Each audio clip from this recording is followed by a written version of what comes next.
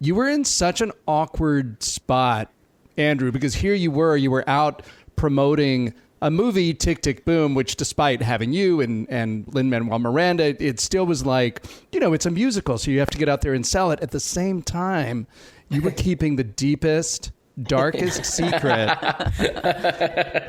How? I don't know about dark. I don't know how dark not the dark. secret was. Very. Let's just say extremely important. I kind of love the way that you lied about it whenever anyone would ask you about it, because there was like a little tiny wink, not a literal wink, but I think you were careful not to truly lie about it. And I wonder about the soul searching that you had to do to go through that.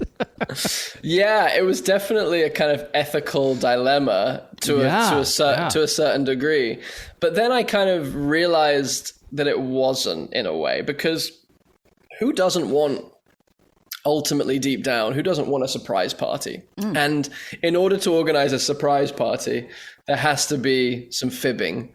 I'll say fibbing rather than lying, because that feels more socially acceptable. It's nicer. Yeah. Yeah, it's nicer and it feels truer. That's good. It wasn't like I was kind of like the UK government lying about whether or not we broke, COVID rules to have parties in 10 Downing Street while everyone else was following the rules that we had just put out. Like, I'm not like a corrupt politician.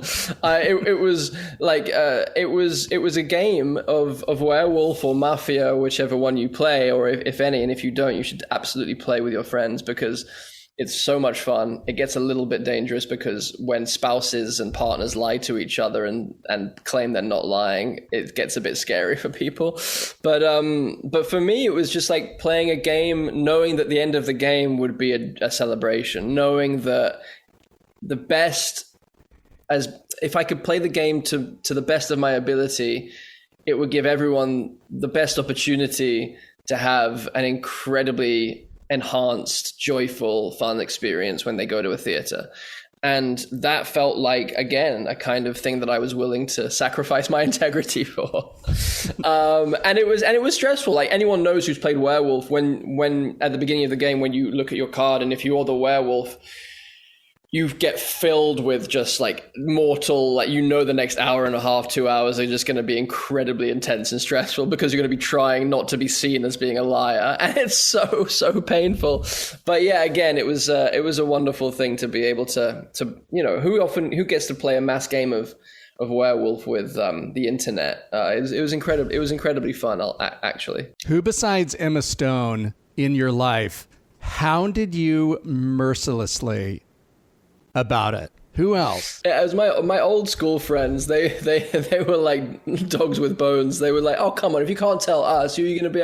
And I was literally like, I literally don't know what you're talking about. Oh, God bless them. Yeah, so it was my old school friends that felt a little bit like, oh, we're gonna get the inside track here, but no, I was devoted. I was pretty devoted. But also, I think people really enjoyed, like, even people in my life, they kind of enjoyed the game of it.